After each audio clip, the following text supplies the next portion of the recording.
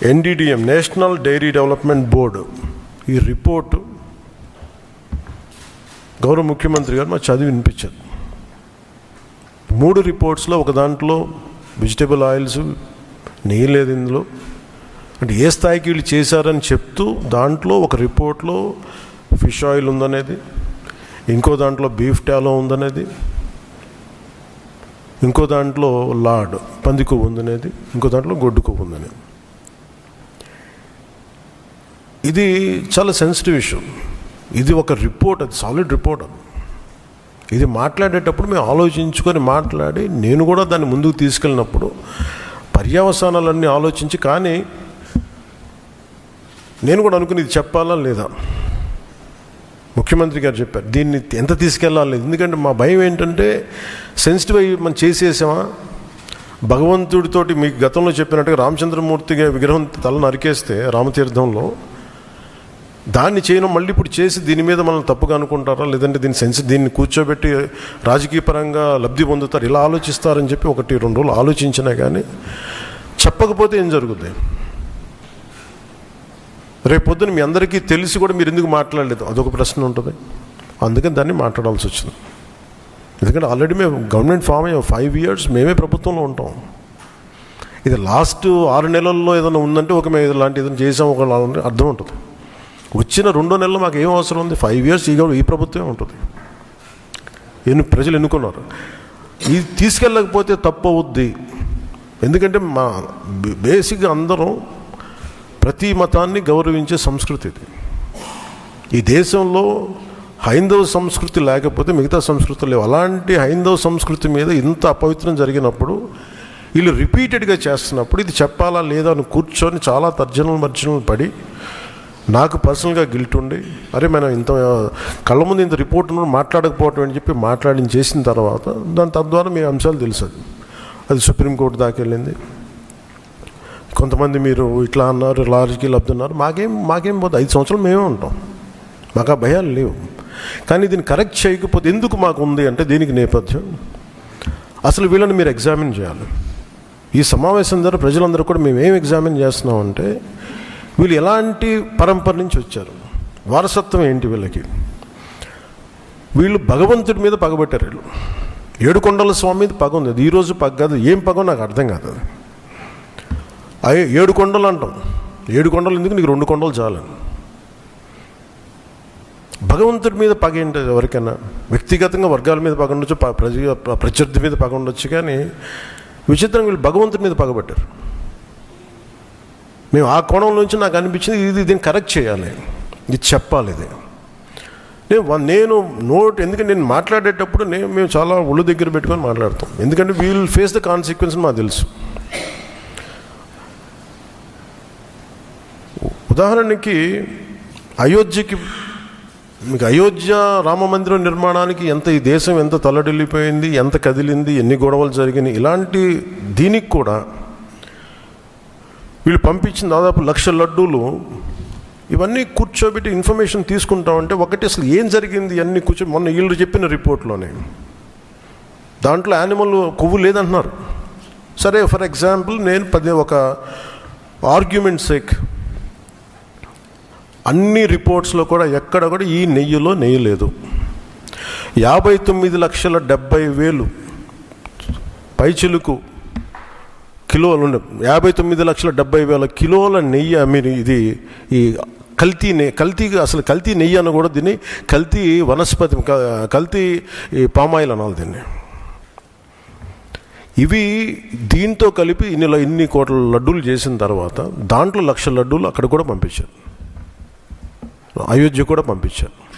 వీటి నేపథ్యం మొత్తం రిపోర్ట్స్ అన్నీ వచ్చిన తర్వాత ఈ నెయ్యిలో ఎక్కడా కూడా 59,70,000 ఇక్కడ లడ్లు దీనికి సంబంధించింది వీళ్ళు అనుకున్న సోకాల్ నెయ్యి సప్లై చేసి దాంట్లో ఆన్ రికార్డ్ 58 లక్షల పామ్ ఆయిల్ దానికి సంబంధించిన ప్లాంట్ బేస్డ్ అన్నీ దొరికినాయి.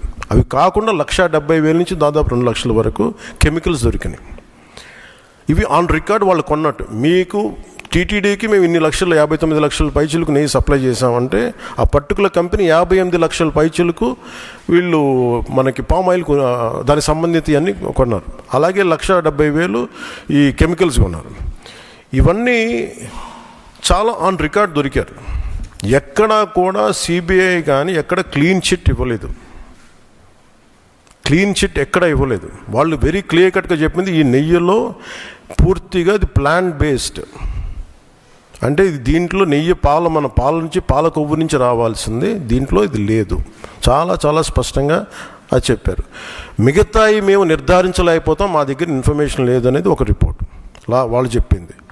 అలాగే national dairy development board very క్లియర్గా చెప్పింది దీంట్లో ఫిష్ ఆయిల్, అలాగే గొడ్డు కొవ్వు, పంది కొవ్వు, ఇవన్నీ లార్డ్ మన ఇంగ్లీష్ పదాలతో ఇవి ఉండే అవకాశాలు ఉన్నాయి. చాలా స్పష్టంగా వాళ్ళు ఇచ్చారు.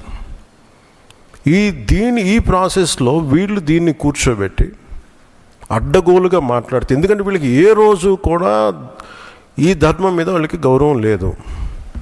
పైగా ఈ దొరికిన వాళ్ళు ఛార్జ్ షీట్లు మీకు చూస్తే మనకి తెలిసిన పేర్లన్నీ చూస్తే ఇందులో ఎక్కడ మతానికి సంబంధం లేదు. ఇది భోలేనాథ్ బాబా కానీ మిగతా ఏ డైరీ మీరు చూసినా కానీ వీళ్ళు ప్రిడామినెంట్లీ దర్ ఆల్ హిందూస్. దీంట్లో అసలు మతానికి కానీ దీంట్లో ఒక ఇస్లాంకి సంబంధించిన వ్యక్తులు కానీ లేదంటే మన క్రిస్టియన్ సంబంధించిన వ్యక్తులు అసలు ఎక్కడ సంబంధం లేదు. ప్యూర్లీ మాట్లాడుతున్నాం అంటే హిందువుల గురించే మాట్లాడుతున్నాం ఇక్కడ. So there is no question of other religions here. ఈ ప్రభుత్వం గత ప్రభుత్వం విషయంలో కూడా మేమేం మాట్లాడుతున్నాం అంటే they never have respect for the traditions and dharma of this land. అది చాలా ఆబ్వియస్గా చాలా మనకు తెలుస్తూ ఉంది. దాంట్లో భాగంగానే వీళ్ళు అదే చేశారు. చూసి ఈరోజు మాట్లాడి క్షమాపణ అడగకుండా తప్పు జరిగిపోయింది. ఇందాక మా కేశవ్ గారు చెప్పినట్టుగా ఒక తెలియక చేస్తే పొరపాటు, తెలిసి చేస్తే తప్పు, కనీసం తప్పులు జరిగినాయి అది కూడా చెప్పకపోగా మమ్మల్ని క్షమించమని అడుగుతున్నారు. నేను ఒకటే చెప్తున్నాను, భగవంతుని మీద పగబట్టుకున్నవాడు సర్వనాశనం అయిపోతాడు తప్ప ఎవడు బతికిన దాఖలాలు లేవు, గుర్తుపెట్టుకున్నారు. ఎందుకంటే ఇది ఫెయిత్కి సంబంధించింది. చాలా స్పష్టంగా చాలా క్లియర్గా సిబిఐ దాంట్లో మీరు కల్తీల నెయ్యి, మీరు అసలు నెయ్యి లేని దాంతో మీరు లడ్డూలు చేసి దాంట్లో మీరు ఇందాక చెప్పిన గ్లిజరైడ్స్ ఇవన్నీ ఉన్నాయి కదండి. దానికి మీకు ఒక రికార్డ్ చెప్తాను. 2019 నుంచి 2025 వరకు మీకు కనీసం ఒక నువ్వుల నూనె 180 రూపాయల నుంచి 268 రూపాయలు ఉండేది కనీసం 26కి ఈ రోజుకి. సో వీళ్ళు సప్లై చేసే కాడికి మామూలు బజార్లో దొరికే ఒక నెయ్యి కనీసం 420 రూపాయలు కిలో. 2019 460 రూపాయలు, 2020 500 రూపాయలు. అలాంటి నెయ్యి వీళ్ళు ఒక్కళ్ళకి మనకి 319 రూపాయలు ఒకటి, 329 రూపాయలు ఒకటి, ఇవన్నీ కూర్చోబెట్టి ఈ నెయ్యిని సప్లై చేశారు. దీన్ని బట్టి మనకు అర్థం, దీన్ని బట్టి బేసిక్ ఒక హౌస్ వైఫ్ చెప్పగలరు, ఒక గృహిణి చెప్పగలరు ఇది ఎంత కల్తీ జరిగిందనేది. ఇలాంటి నెయ్యిని కూర్చోబెట్టి ఇది భగవంతుడికి ఇచ్చి ఈరోజు బుకాయించి తప్పులు చేసి మళ్ళీ ఈరోజు ఏం లేదని మాట్లాడుతూ ఉన్నారు వీళ్ళు. మీరు వివేకానంద రెడ్డి గారు పబ్లిక్గా మర్డర్ జరుగుతుంది, రోడ్డు మీదకి వెళ్ళి చిన్నపిల్లవాడికి తెలుస్తుంది అత్యంత హేయమైనగా చంపేశారని. అది మర్డర్ కాదు, గుండెపోటని చెప్తారు.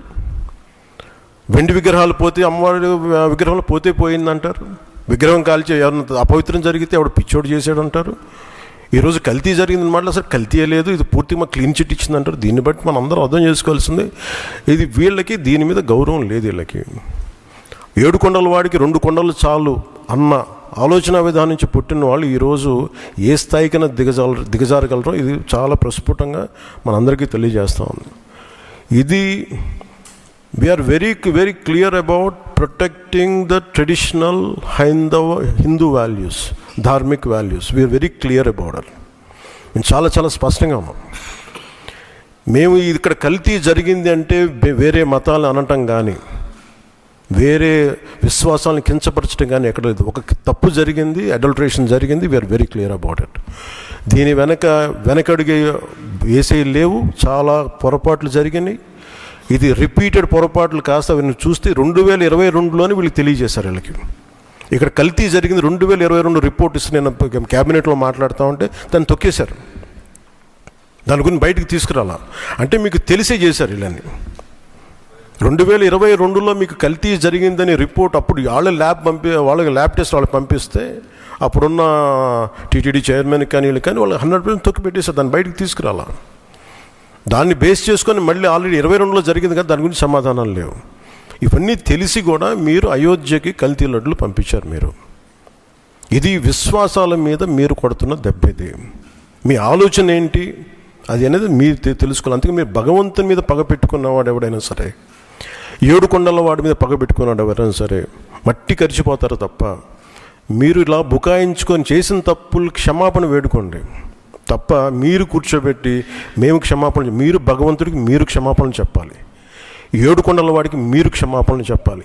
ఇది ఈరోజు మీరు మాట్లాడుతుంది ఈ రోజుతో ఆగదు. ఇది ఐ విల్ మేక్ షూర్, మా కూటమి will make sure that you will be liable everyone, ప్రతి ఒక్కరు కూడా.